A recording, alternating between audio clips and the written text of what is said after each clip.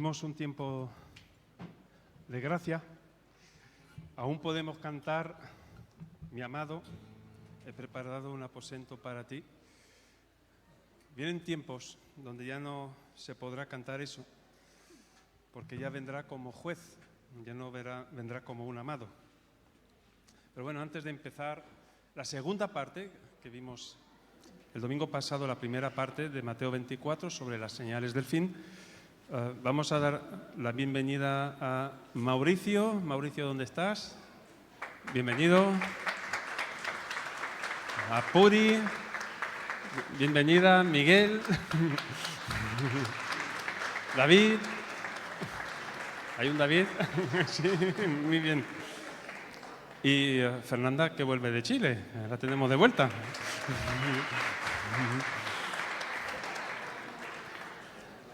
Desde la punta del cerro hasta aquí, ¿no? Muy bien. Pues, ¿cuántos habéis estado aquí el domingo pasado? ¿Unos cuantos? Vale. Entonces, ¿sabéis de lo que estamos hablando? Vamos a pasar a la segunda parte. Y los que no habéis estado, pues podéis ver en redes la primera parte. Ahí está. Estamos viendo el capítulo 24, que nos habla de las señales del fin, las señales, y entender pues que el rapto es un acontecimiento y la segunda venida es otro acontecimiento. El rapto tiene que ver con la Iglesia y la segunda venida tiene que ver con la nación de Israel. Son dos pueblos distintos, son dos acontecimientos distintos, acontecen en tiempos distintos y hoy pues igual iremos haciendo algún repaso siguiendo la lectura de lo que nos toca.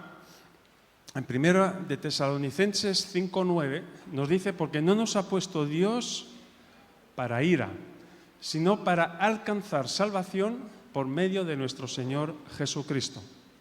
Es un texto clave, es decir, que cuando llegue el final de los tiempos, va a haber un momento dado donde Jesús ya no será el Jesús que vino a morir en la cruz para traer la salvación, será un juez justo, será la ira del Cordero, o sea, será algo tremendo. Pero nos dice que la Iglesia, que el pueblo de Dios, pues no pasaremos bajo la ira de Dios. En el Apocalipsis hay unos acontecimientos donde hay 6 sellos que son abiertos y donde ocurren acontecimientos a nivel global de guerras, de rumores de guerras, de terremotos, de plagas, de hambres, y eso ocurre en los 6 primeros sellos. Pero eso no es la ira de Dios, porque ahí no es Dios que interviene. Pero cuando se abre el 6.º sello, la Iglesia ya no está. Porque luego empiezan los juicios de Dios, que están definidos por los 7 toques de trompetas y las 7 copas de ira. Y eso, pues, si indagáis un poco en el Apocalipsis, lo podréis ir viendo. Hemos visto un ejemplo en el principio del capítulo Mateo 24, como Jesús había dado una predicción de lo que ocurriría con el templo y que sería destruido junto con los edificios que estaban ahí alrededor.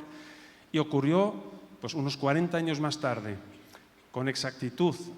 Y eso era una forma de anticiparles que todo lo que dijo respecto al futuro también se iba a producir a la letra.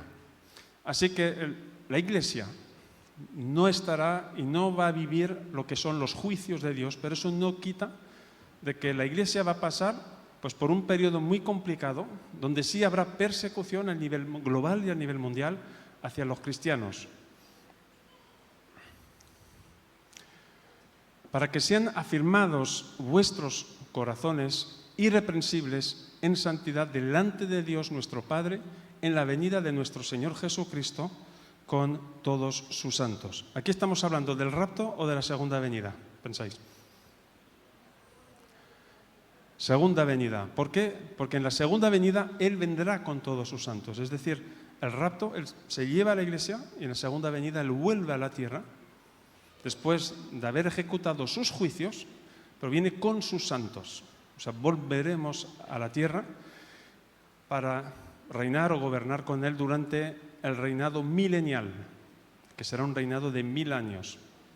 Jesús dijo que nosotros estaremos con Él donde Él esté, así que estaremos con Él, pero con unas funciones distintas a la que tendrán los que habrán sobrevivido a todas las catástrofes que habrán venido en este mundo.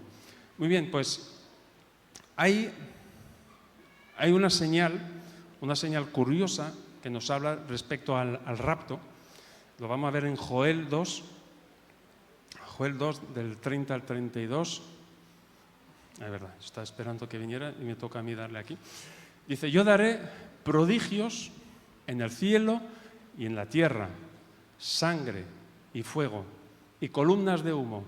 El sol se convertirá en tinieblas y la luna en sangre, antes que venga el día grande y espantoso de Jehová. ¿Cuándo es el día grande y espantoso de Jehová? Cuando empieza a ejecutar sus juicios a partir de las trompetas y las copas de ira. Es decir, que esto es una señal previo al rapto. Hemos oído,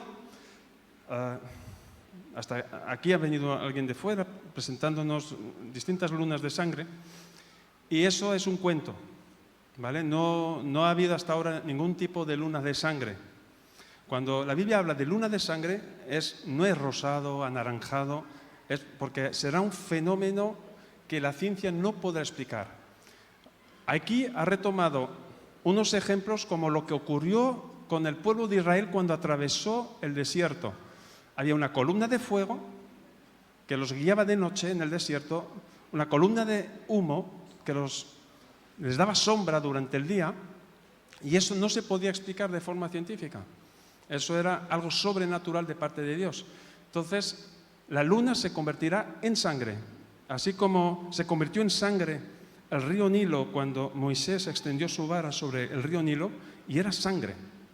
Y eso son señales de los últimos tiempos, poco antes del rapto. El versículo siguiente, el 32, dice, y todo aquel que invocare el nombre de Jehová será salvo. Es decir, es la última oportunidad, es la última ocasión. Ya falta poco tiempo, ya no habrá más ocasión para poder invocar su nombre, porque en el monte de Sión y en Jerusalén habrá salvación, como ha dicho Jehová, y entre el remanente el cual él habrá llamado. Entonces, retener eso, la luna de sangre tiene que ver con el rapto, y veremos ahora otra señal que nos hablará también de la luna, pero que tendrá que ver con la segunda venida. Entonces, cada vez que leamos las Escrituras, las profecías de Oseas, de Ageo, de Zacarías, de Apocalipsis, fijaros en el aspecto de la luna y ya lo podréis identificar, que esto tiene que ver con el rapto, esto tiene que ver con la segunda venida.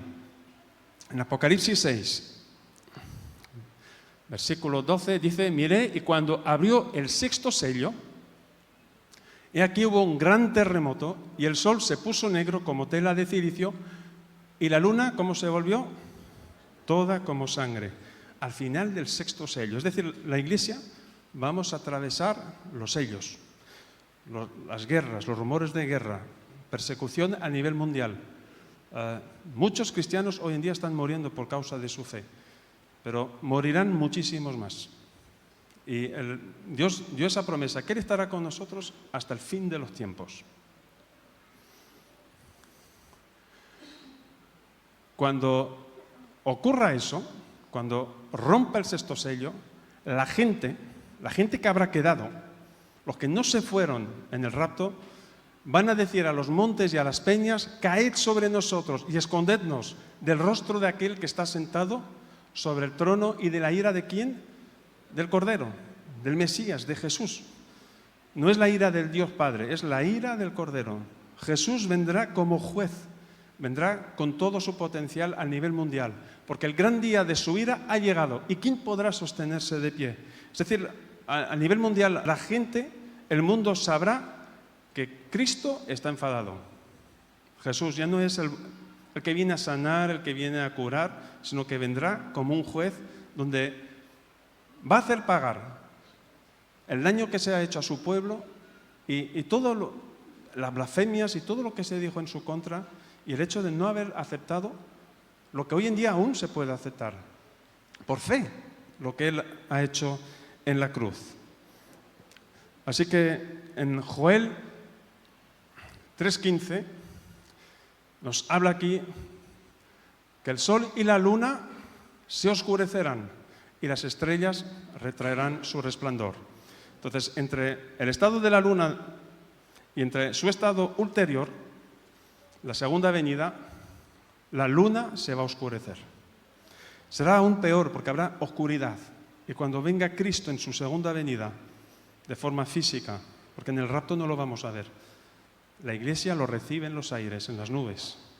Será un acontecimiento mucho menos brutal que la segunda venida. ¿Por qué? Porque la Iglesia no va a ser querida por la gente que no aman a Cristo, va a ser perseguida y habrá un pensamiento tipo, bueno, un escollo menos. No pensemos que va a ser algo que va a hacer temblar todo el mundo. Desde que Israel es instaurado como país, ya han lanzado el rumor de los ovnis, que algún día habrán ovnis y que abducirán a gente. Y esa es la explicación que darán en el día de rato. No lo van a añadir a Cristo ni a Dios, sino que dirán, mira, es la prueba de que aquí hay extraterrestres. El sol, cuando se pone oscuro, la luna también. La luna, cuando la vemos de noche, es el reflejo de la luz del sol, ¿verdad? Entonces, si el sol ya se pone oscuro, la luna, por consecuencia, también, porque no tiene luz propia. Entonces ya, un poco con esta introducción, volvemos al texto que estábamos leyendo el domingo pasado y arrancamos desde el siguiente versículo donde lo habíamos dejado. En Mateo 24, versículo 29, nos dice lo siguiente: inmediatamente después de la tribulación de aquellos días, es decir, los 6 sellos, el sol se oscurecerá y la luna no dará su resplandor. Y las estrellas caerán del cielo y las potencias de los cielos serán conmovidas. Vemos que la luna no da su brillo, el sol se pone oscuro, aquí ya no se convierte en sangre. Y cuando nos dice que los cielos y la tierra se van a caer es porque habrá al nivel del planetario de la galaxia, habrá un temblor, la gente verá que habrá algo tremendo que está pasando. Y esto ocurre al final de la semana 70 de Daniel. Entonces habría que ir al libro de Daniel. Yo lo suelto así y luego, si tomáis notas o queréis investigar, porque tendríamos para semanas y semanas, pero no estamos en una escuela bíblica, así que os lo lanzo así, y si queréis apuntaros a la escuela bíblica, pues podéis hacerlo, previo 7 discipulados, cumplidos y bien hechos. Muy bien. La segunda venida, cuando viene Cristo, en el versículo siguiente, dice que aparecerá la señal del Hijo del Hombre en el cielo. Y entonces lamentarán todas las tribus de la tierra y verán al Hijo del Hombre viniendo sobre las nubes del cielo con poder y gran gloria. Vemos que en el versículo anterior vimos la luna oscura, porque la luz, que es Cristo, vendrá a alumbrar y a iluminar en medio de la oscuridad. No habrá luz en el planeta, pero cuando Cristo venga, por eso este evento será mucho más tremendo que el rapto. Todas las tribus de la tierra, todos lo verán, sea a través de internet, sea a través de las cámaras de televisión, sea que Él haga un fenómeno para que todo ojo lo pueda ver, y está escrito eso en la Biblia, que todo ojo lo verá. Toda la generación que viva ese momento podrá darse cuenta que es Cristo el que llega en la segunda venida.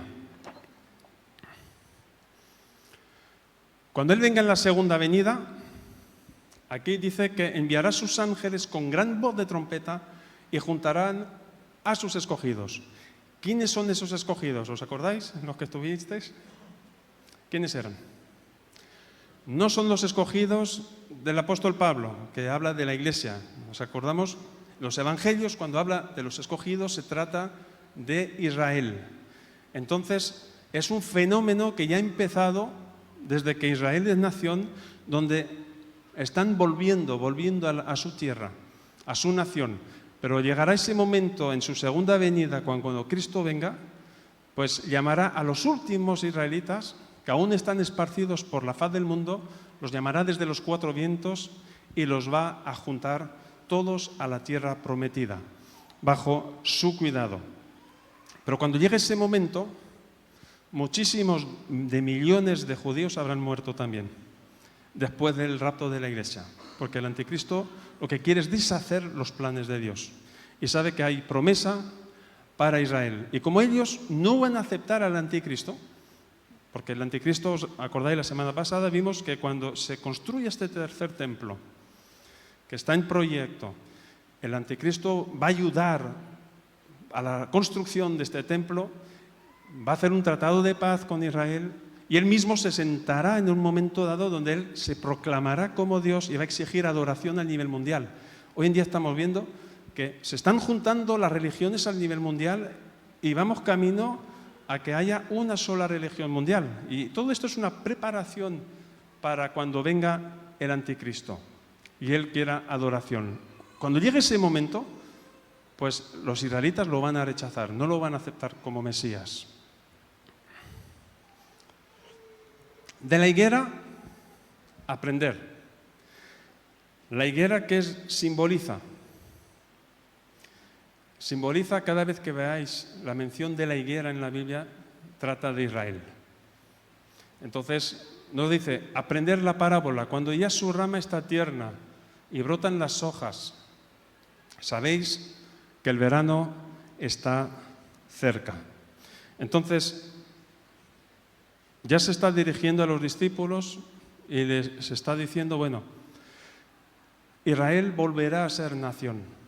Y cuando veáis que Israel va bien, que está prosperando, que está a punto de dar fruto, entonces, ojo, porque todo lo que yo os he dicho anteriormente, en los versículos que fuimos leyendo hasta aquí, todo va a llegar el momento donde llegaremos al final de la historia como la conocemos. Todavía no es el fin del mundo, pero sí el final de los tiempos, donde ya el hombre no será el que gobernará este planeta. Así también vosotros, cuando veáis todas estas cosas, conocer que está cerca a las puertas. Vemos aquí el lenguaje. Cuando se dirige a vosotros, ¿a quién se dirige? Un poco de recordatorio. A los discípulos. Entonces, de nuevo, ahí se va a dirigir a los discípulos. Y cuando se dirige a los discípulos y se dirige a ellos como vosotros, está hablando a los que serán los discípulos de Cristo cuando venga el final de los tiempos. Entonces ya como que descarta un poco el tema Israel, pero ahora volverá a dirigirse a Israel. Pero aquí dice que la generación, esto es en el versículo que sigue, cuando dice que viene a las puertas, cada uno vivimos en un sitio diferente, cuando Él venga, vendrá a todas las casas a buscar a los que son suyos. De cierto os digo que no pasará esta generación hasta que todo esto acontezca. ¿Qué generación es? La que fuimos leyendo desde el versículo 6 hasta el 31. Los que son testigos de todos los acontecimientos que hemos ido viendo durante ese tiempo, serán testigos de la segunda venida de Cristo, de cuando Él venga a traer libertad al pueblo de Israel. Cuando Él venga a traer libertad al pueblo de Israel, Él vendrá para vengarse de los enemigos de Israel, establecerá también su reino milenial y traerá libertad a esa nación.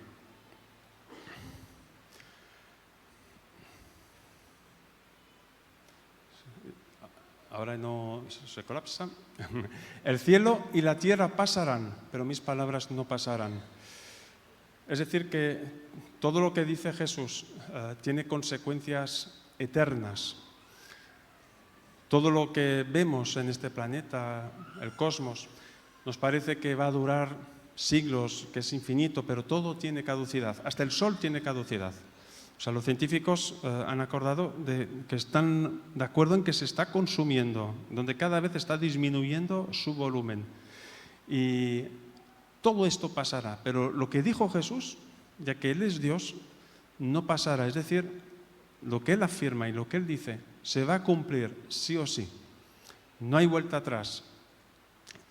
Es impresionante, hay cientos de profecías ya cumplidas en Cristo Jesús, profetizado por los profetas del Antiguo Testamento, y eso nos da fe que todo lo que dijo respecto al futuro, pues también se cumplirá a la letra. Entonces, luego vuelve al tema del rapto. Ya como se dirige a los discípulos, se dirige a la iglesia y les habla del rapto. El día y la hora nadie sabe, ni aun los ángeles de los cielos, sino solo mi Padre. Así que aquí habla a los creyentes. Es decir, este momento ocurrirá antes de la ira de Dios, pero ocurrirá durante la persecución de los cristianos por el anticristo, ¿vale? Entonces, si nos vienen dándonos fechas, mira que Cristo va a venir el año que viene, en febrero, en tal... No lo creáis. Jesús dice, tranquilo, que no va a ocurrir así. Nadie sabe el día y la hora. Ni Jesús lo sabía en ese momento. ¿Por qué? Porque Él se despojó a sí mismo. Él vino a la tierra en su humanidad y ese conocimiento lo tiene solo Dios el Padre. Entonces, le habla a los creyentes lo que tiene que ocurrir antes de la ira de Dios. Jesús ha sido sometido al Padre y Él nunca utilizó su posición de Dios para revelarnos cuándo sería el día y la hora. Y Él da un ejemplo. Da el ejemplo de Noé. Y dice, como en los días de Noé, así será la venida del Hijo del Hombre. Entonces, cuando habla de la venida del Hijo del Hombre, se trata del arrebatamiento, no se trata de la segunda venida. Y ya lo iremos viendo por qué. ¿Qué pasó en los días de Noé? Pues cuando nos dicen en los días de Noé, en sus días, es decir, antes del diluvio, pues Noé estaba ahí pues, construyendo un arca, ha tardado unos 100 años, y él mientras tanto estaba predicando sobre la justicia de Dios. O sea, en su generación, cuando él fue predicando sobre Dios, su generación no quiso saber nada, no quiso saber absolutamente nada de Dios.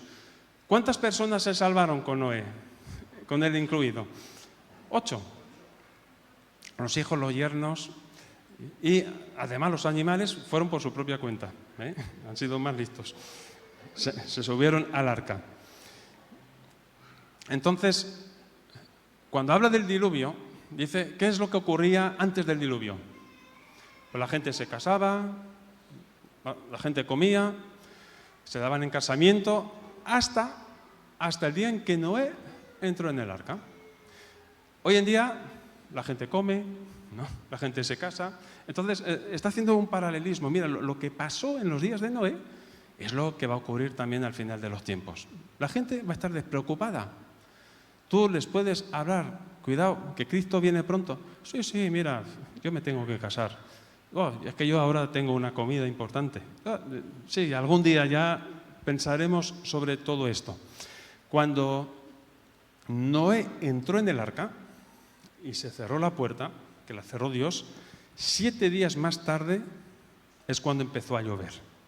Es para que veamos el simbolismo de los 7 años también con el Apocalipsis. Entonces, eran actividades normales, pero bajo la ira de Dios ya no habrá actividad normal.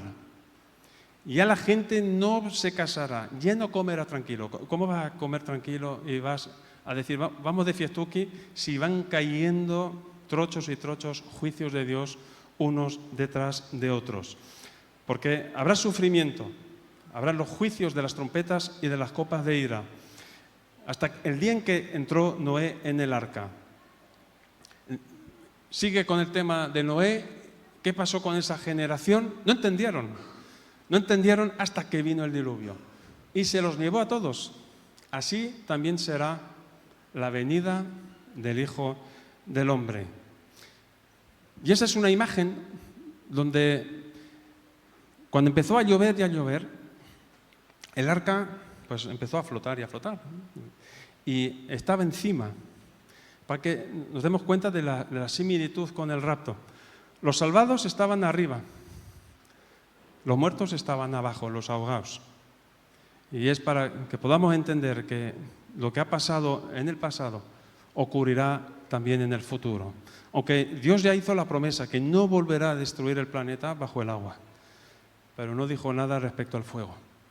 Y según la epístola de Pedro, todo será consumado por el fuego, pero eso ya será después del milenio, no será en su segunda venida.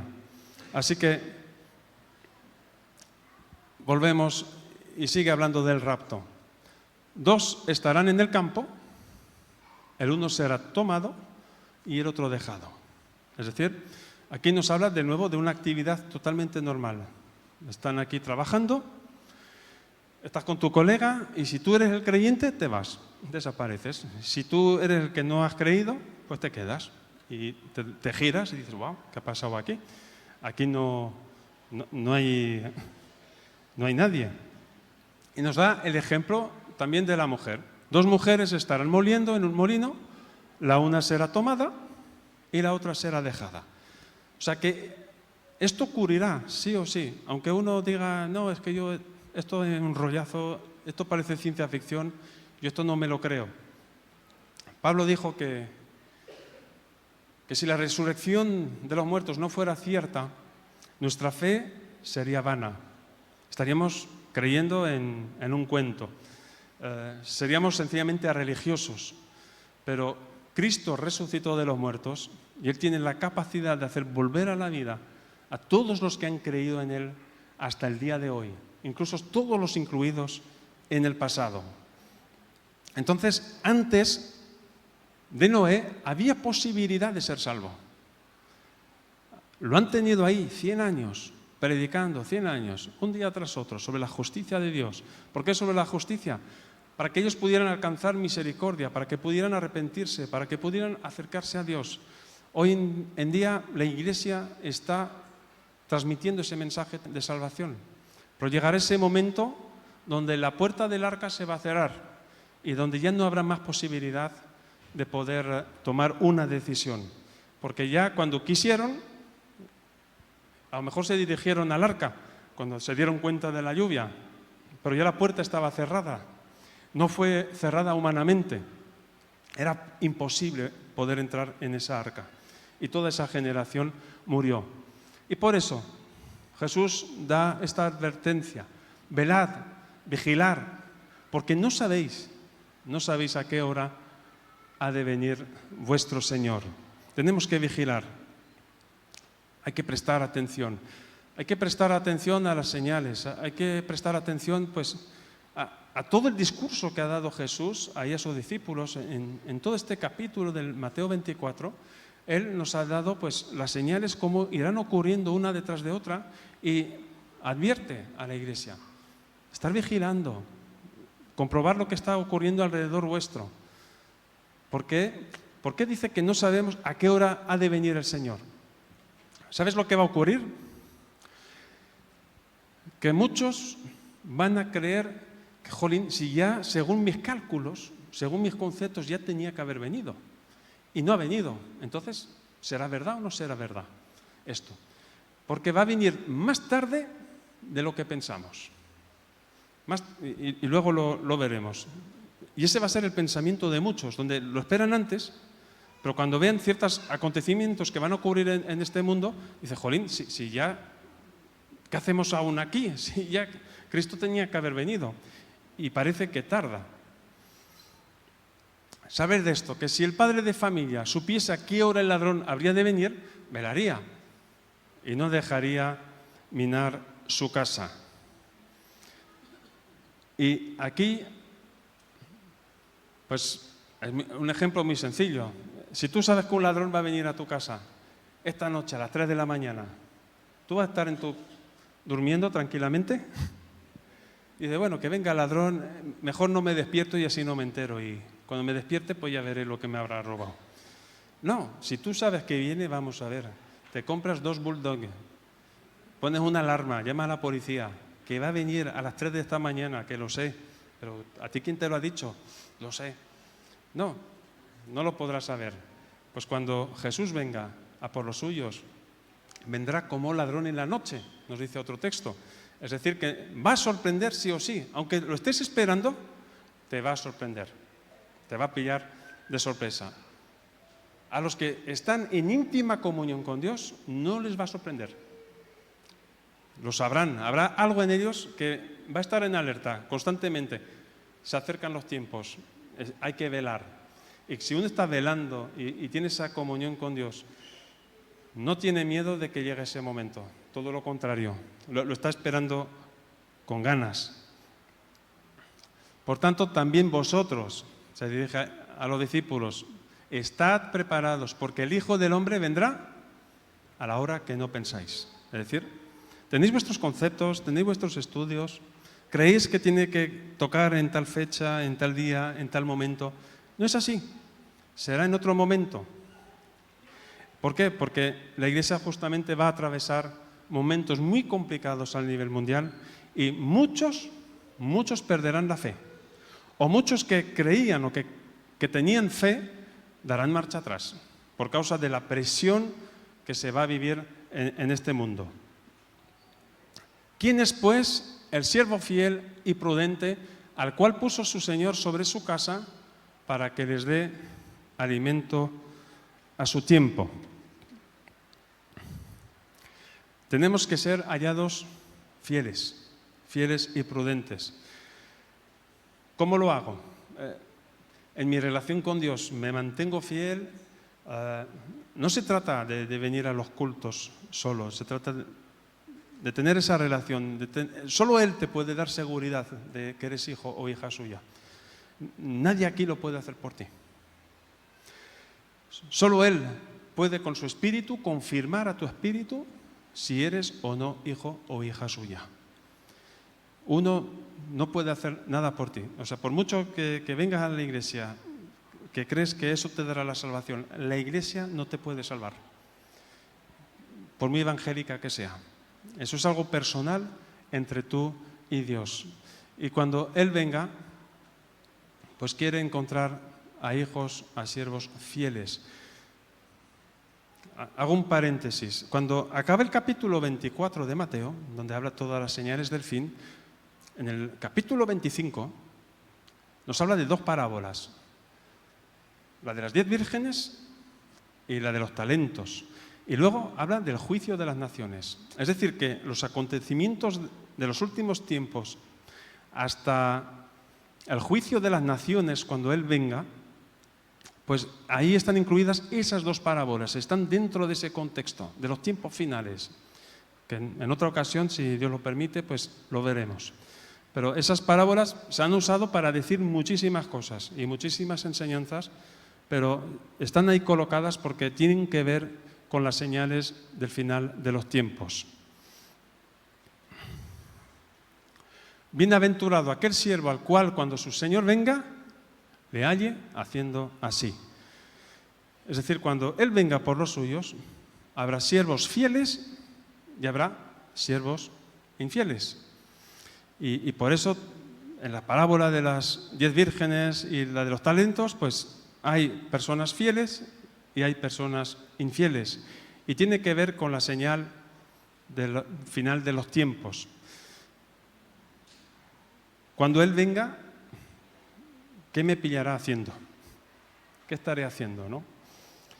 Somos salvos por gracia, pero hay una petición de parte de Dios, ¿no?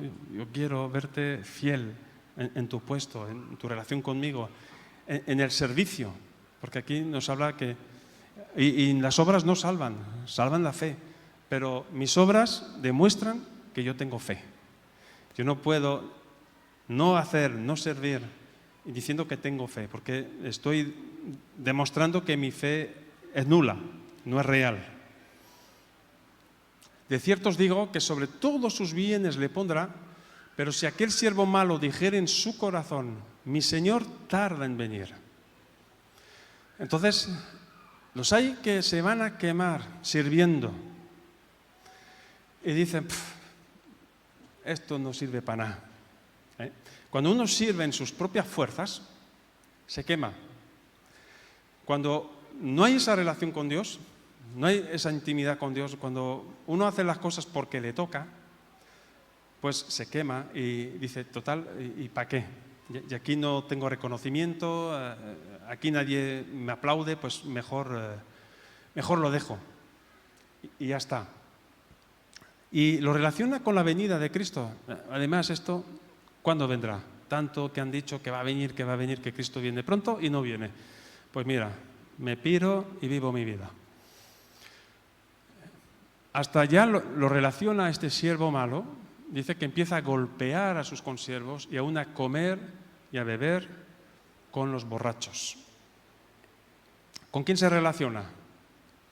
Pues vemos la asociación que hace de este siervo malo. Al final, cuando no es algo auténtico, cuando no es real, pues uno se sale y se asocia pues con personas de mal vivir, ¿no? Y muchos han salido de las iglesias y luego pues, o mejor dicho, se han salido del camino de Dios y se han juntado pues con personas que no glorifican el nombre de Dios. Y por eso dice que el Señor de aquel siervo vendrá el día que no espera y a la hora que no sabe. Él vendrá, hay esa promesa. Yo no sé si cuando Él venga, tú estarás listo, no estarás listo, te vas con Él, te quedas. En el fondo uno lo sabe. En el fondo uno lo sabe dentro de su interior. No podemos vivir engañados, porque solo el Espíritu Santo es el que da convencimiento a nuestro corazón. Y aquí, ¿qué es lo que pasa con el siervo malo? Dice que viene Cristo, lo castiga duramente y pondrá su parte con los hipócritas. Y allí será el lloro y el crujir de dientes. Y así acaba el capítulo 24. Y las parábolas que siguen también nos hablan de hipocresía. Entonces, realmente el siervo malo es un hipócrita. Está sirviendo, está aparentando, pero realmente no conoce a Dios. Porque cree que es severo, que exige mucho y al final uno se harta. No hay autenticidad. Y quienes en la época de Jesús pensaban que servían a Dios y Jesús los trató como hipócritas. Los fariseos. Pues son de esas clases de personas donde en su corazón son hipócritas y ellos lo saben, lo hacen porque hay que hacerlo, porque toca. Pero si sirviendo hay queja, hay murmuración, hay de todo, ¿hasta dónde está la autenticidad de mi servicio? Y que lo hago realmente para Dios. Eso es algo que tengo que evaluar delante de Dios y no delante de... porque me presionan, porque mi líder me lo pide, porque si no el pastor me va a llamar la atención. No. Si no hay algo auténtico entre tú y Dios, al final uno se quemará sirviendo. Y aquí la Biblia dice que es un hipócrita, que realmente nunca conoció a Dios. Y terminará ahí, su morada, donde será el lloro y el crujir de dientes. Así que no existe el limbo. Solo hay dos moradas en la eternidad, o con Dios o fuera de Dios, o disfrutando de una salvación eterna, o en un lugar donde será el crujir, el lloro, la vergüenza, el miedo, y eso uno lo decide hoy en día mientras sigue vivo. Hoy en día tú puedes ponerte a cuentas con Dios. Si tienes dudas, si eres salvo o no, solo Él te puede dar esa seguridad. Por mucho que uno aquí ore por ti, es algo que tiene que salir de ti, que tienes que ver la necesidad que hay en tu corazón. Reconocer que eres pecador y pidiendo que ese sacrificio que Cristo hizo en la cruz, declarando que no ha sido hecho en vano, sino que tú lo aceptas como tu Salvador y como tu Señor. Mi cuñado,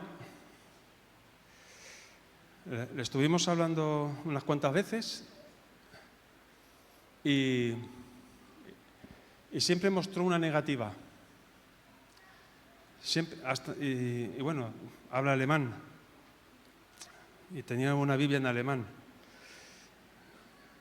Yo le mostraba, mira, estos son los textos que tienes que leer aquí en la Biblia.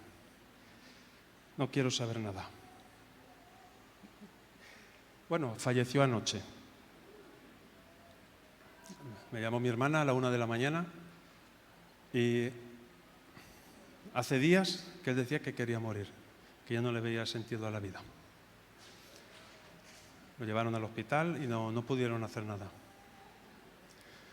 Lo que quiero decir que a todos, si Cristo no viene antes, nos tocará, el día que menos pensamos. Pero el asunto es que cuando ya uno pasa a la eternidad, ya no puede decidir su destino eterno. Lo decides mientras sigues vivo y mientras tienes los pies aquí en la tierra. Y no será porque Cristo no haya avisado ya antes en su palabra.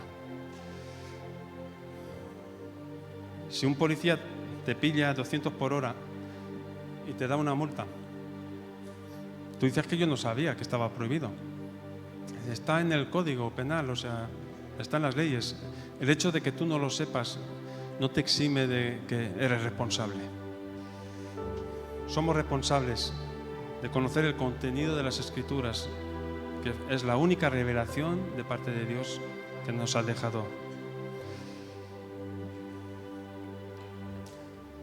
Si alguien aquí quiere tomar una decisión por Cristo, este es el momento. Te invito a que levantes tu mano, sencillamente. Si hoy en día tú quieres determinar aceptar a Cristo en tu corazón, para que tu nombre esté escrito, Dios te bendiga. Dios te bendiga.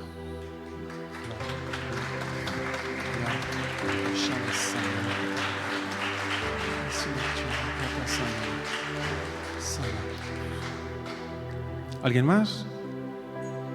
Dios te bendiga. Muy bien. Pues podéis pasar aquí delante. Vamos a orar por vosotros y mientras aprovecho para despedirnos de las redes.